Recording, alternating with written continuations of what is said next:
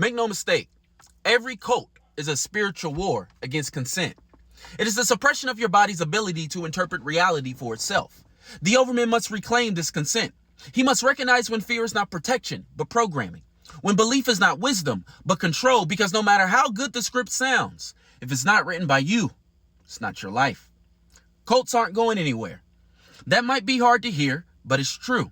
We like to think of cults as a fringe phenomenon, aberrations caused by manipulation, isolation, and abuse. But the truth is, cults are a natural byproduct of how human beings search for meanings. They've always been around since the ancient world, and back then, they weren't necessarily seen as a bad thing.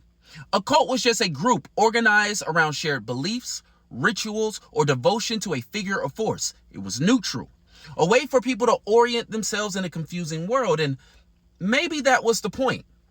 Maybe the ancients understood something we forgot, that people are always going to make idols out of something.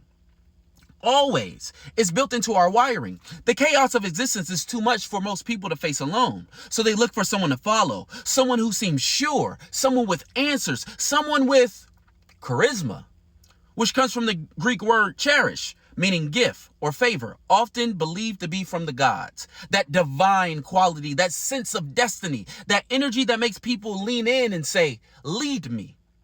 So when we talk about cults, we need to move beyond the cartoon version, the one where brainwashed followers in robes drinking Kool-Aid. We need to understand that cults are a mirror of a deeper truth. People want direction. They want clarity. They want leadership. Not everyone, but most. And so cults, like governments, religions, fandoms, and political movements, are expressions of that desire. The desire to be told where to go, what to do, and who to be. That's why I think it's time we reframe how we talk about cults. Instead of pretending that we can get rid of them, we need to ask better questions. What is a good cult? What is a bad cult? How do we recognize the difference? Because at the end of the day, the difference isn't size or even devotion. It is the ethics of the leadership, the integrity of the message, and the freedom people retain while they're being guided. If you're stepping into leadership in this era, especially bold, radical, visionary leadership, you need to understand this. People are going to idolize you. You don't even have to ask for it. They will project their need for meaning onto you. They'll hand you their nervous system, their minds, their emotions. And if you're not careful, you'll start to believe the fantasy too. That you are the answer, that you're different, that you deserve their devotion. That's when it gets dangerous. Because the moment you exploit that idolatry, you hijack people's bodies, literally. Their fight or flight responses, their trauma patterns, their sense of self. And that's not spiritual, it's neurological. That's what happens when universal consciousness meets human vulnerability in a world full of chaos.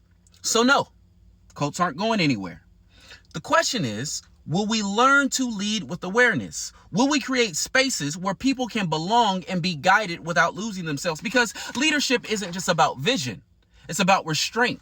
It's about resisting the temptation to become the God that they want you to be and choosing instead to remind them they are the ones with power. They just simply forgot.